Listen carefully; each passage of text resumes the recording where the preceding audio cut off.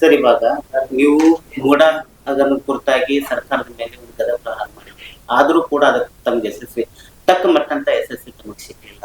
ಅದ್ರ ಜೊತೆಗೆ ಕೆಲವೊಂದು ಹಗರಣಗಳ ಬಗ್ಗೆ ತಾವು ಸರ್ಕಾರದ ಮೇಲೆ ಆರೋಪಗಳನ್ನು ಮಾಡಿದ್ರು. ಅದಕ್ಕೂ ಕೂಡ ತಮಗೆ ಒಂದು ಆ ಏನೋ ಒಂದು ತಕ್ಕ ಮಟ್ಟಂತ ಯಶಸ್ವಿ ಮೂಡಾದಲ್ಲಿ ಜೊತೆಗೆ ಅದ್ರ ಜೊತೆಗೆ ತಮ್ಮ ಏನ್ ಇವಾಗ ತಾವು ಒಂದು ಹೋರಾಟವನ್ನು ನಡೆಸ್ತಾ ಇದ್ರೆ ಇದರಲ್ಲೂ ಒಂದು ಗೊಂದಲ ಇದೆ ಅನ್ನುವಂಥದ್ದೊಂದು ಇದಕ್ಕೆ ಕಾಂಗ್ರೆಸ್ಗೆ ಒಂದು ಪ್ಲಸ್ ಪಾಯಿಂಟ್ ಆಗ್ತಾ ಇದೆ ಇದು ಮೂಲಕ.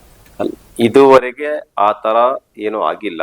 ಮೂಡಾದಲ್ಲಿ ನಾವು 50% ಯಶಸ್ವಿ ಆಗಿದ್ದೀವಿ, 100% ಆಗಿಲ್ಲ ನಾನು ಒಪ್ಕೊಳ್ತೇನೆ.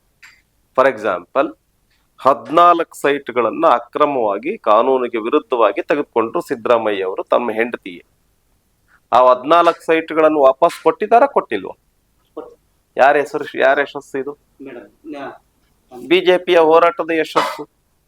ಮತ್ತು ಹೈಕೋರ್ಟ್ ಏನ್ ಹೇಳಿದೆ, ಇಡಿ ತನಿಖೆಯನ್ನ ಮುಂದುವರಿಸಬಹುದು ಅಂತ ಕೊಟ್ಟಿದೆ. ಲೋಕಾಯುಕ್ತದ ಮೂಲಕ ಇವರು ತನಿಖೆ ಮಾಡಿಬಿಟ್ಟು ಇದ್ರೊಳಗೆ ಇವ್ರದ್ದೇನು ಪಾತ್ರ ಇಲ್ಲ ಅಂತ ಏನು ಮುಚ್ಚಾಕುವಂತ ಪರಿಸ್ಥಿತಿ ಇತ್ತು. ಅದು ಇವತ್ತು ಆ ಪರಿಸ್ಥಿತಿ ಇಲ್ಲ. ಮತ್ತೆ ಇಡಿ ತನಿಖೆಯನ್ನು ಮುಂದುವರಿಸಿದೆ.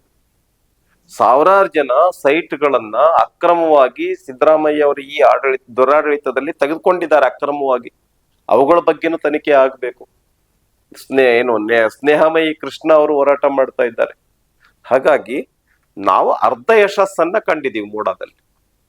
ಈ ಉದಾಹರಣೆಗೆ ಅರೆಸ್ಟ್ ಆದ್ರು ಯಾರು, ನಾಗೇಂದ್ರ ಅವರು ST ಅಭಿವೃದ್ಧಿ ನಿಗಮದಲ್ಲಿ ಆಗಿರುವಂತ ಭ್ರಷ್ಟಾಚಾರಕ್ಕೆ ಸುಮ್ನೆ ಅರೆಸ್ಟ್ ಆದ್ರ. ನಮ್ಮ ಹೋರಾಟದ ಯಶಸ್ಸು ಅಲ್ವಾ ಅದು? ಈಗ ಇನ್ನು ಸಚಿವರಾಗಿಲ್ಲ ಅವರು. ಆದ್ರಿಂದ ನಮ್ಮ ಹೋರಾಟ ಅರ್ಧ ಯಶಸ್ಸಾಗಿದೆ, ನಾನು ಪೂರ್ತಿ ಆಗಿಲ್ಲ ಅಂತ ಹೇಳಿ ಆಗಿದೆ ಅಂತ ಹೇಳ್ತಾ ಇಲ್ಲ. ಈಗ ಜನಾಕ್ರೋಶ ಯಾತ್ರೆನೂ ಕೂಡ ಈ ಸರ್ಕಾರದ ವಿರುದ್ಧ ನಾವು ಜನ ಹೆಂಗೆ ಆಕ್ರೋಶಿತರಾಗಿದ್ದಾರೆ, ಹೆಂಗೆ ಈ ಸರ್ಕಾರಕ್ಕೆ ಶಾಪ ಹಾಕ್ತಿದ್ದಾರೆ ಅನ್ನುವಂತ ಹೋರಾಟವನ್ನು ತೆಗೆದುಕೊಂಡಿದ್ದೀರಿ. ಎಲ್ಲ TV ಪತ್ರಿಕೆಗಳಲ್ಲಿ ಸೋಷಿಯಲ್ ಮೀಡಿಯಾದಲ್ಲಿ ನೋಡ್ತಾ ಇದ್ದೀರಿ, ಸಾವಿರಾರು ಜನ ಭಾಗವಹಿಸ್ತಾ ಇದ್ದಾರೆ. ಹಾಗಾಗಿ ಈ ವಿರುದ್ಧ ಒಂದು ದೊಡ್ಡ ಹೋರಾಟವನ್ನು ನಾವು ಮಾಡ್ತೇವೆ.